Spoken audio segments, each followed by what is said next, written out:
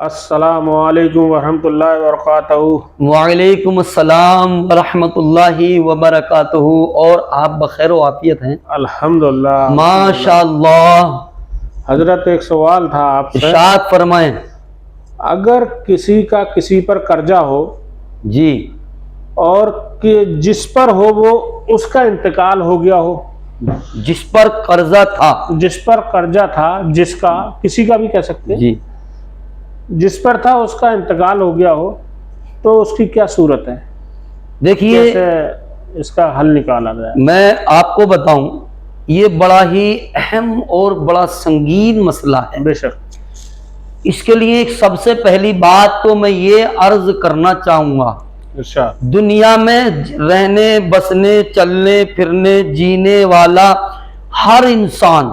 مسلمان ہی نہیں، جی ہمارا وہ سکھ بھائی ہو، ہندو بھائی ہو، عیسائی بھائی ہو، کسی بھی سماج سے ہو، جی دنیا کا ہر انسان یہ جانتا ہے جو دنیا میں آیا وہ دنیا سے جائے گا، بالکل موت برحق ہے۔ بے شک۔ تو اب ہمارے لیے ضروری ایک سب سے بہترین چیز یہ بنتی ہے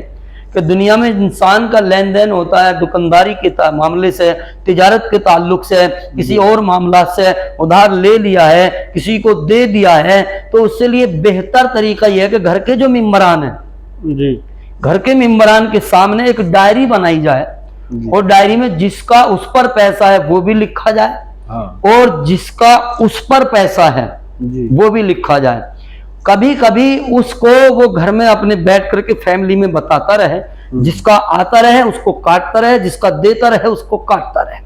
کہ ڈائری میں ان کا حساب فائنل ہے، ان کا حساب فائنل ہے، اور فیملی کو بتاتا رہے۔ پھر بھی خدا نہ خواستہ اچانک سے اس کا انتقال ہو جائے، جس کے اوپر پیسہ ہے، جی بہت ساری گہرائی میں نہ جا کر کے میں آپ کو ایک موٹی بات یہ بتا دوں، تو اب ضروری یہ بنتا ہے کہ اس نے اگر اتنا مال چھوڑا ہے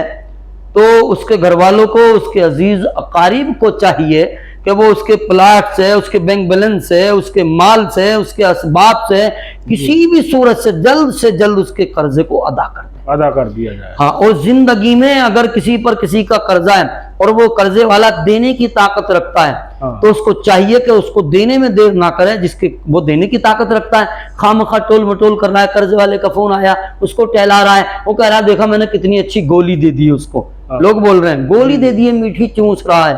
یہ سخت معاملت ہے اس کی شریعت میں، ایسا نہیں کرنا ہے۔ اللہ کے محبوب صلی اللہ علیہ وسلم کا فرمان ہے کہ اگر قرضے میں وہ دیر کرے گا تو اس کی کوئی نیک دعا بھی قبول نہیں ہوگی۔ قرض خواہ اگر قرض دینے میں دیر کرے گا،